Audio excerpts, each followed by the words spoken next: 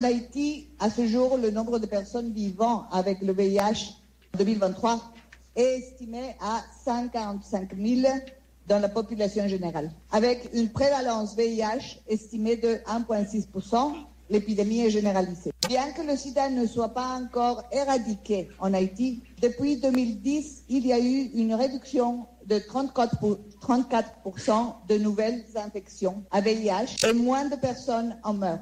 Le pays a enregistré une réduction de 75% des décès liés au VIH. On se réjouit qu'Haïti ait accompli des progrès remarquables dans un contexte extrêmement difficile en matière de riposte au VIH et nous devons reconnaître que le pays progresse bien vers la réalisation des cibles 95-95-95 et la gestion de la co-infection tuberculose VIH. Avec des résultats importants en Haïti, 87% des personnes vivant avec le VIH ont été diagnostiquées.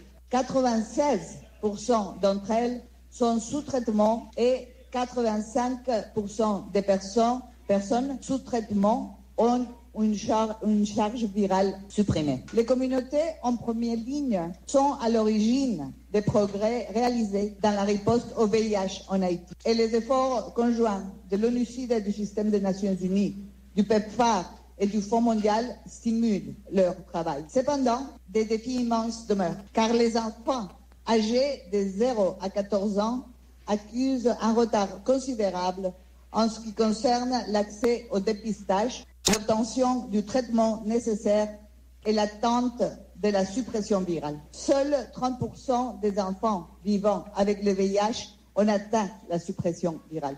Les jeunes sont également à risque. 25% de toutes les nouvelles infections surviennent chez des personnes âgées de 15 à 24 ans.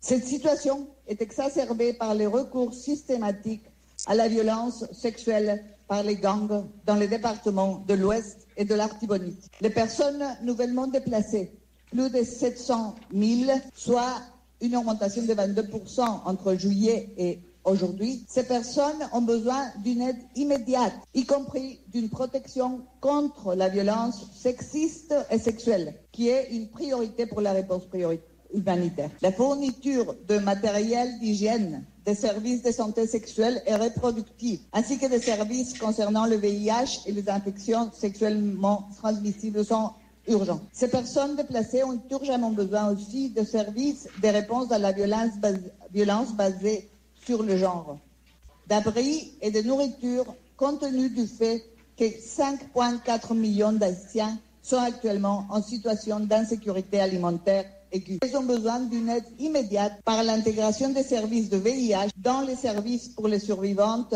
des violences sexuelles, y compris la première réponse de la police, en fournissant des services complets, incluant la prévention post-exposition. Nous pas fini accident si nous pas défendre droits femmes activistes.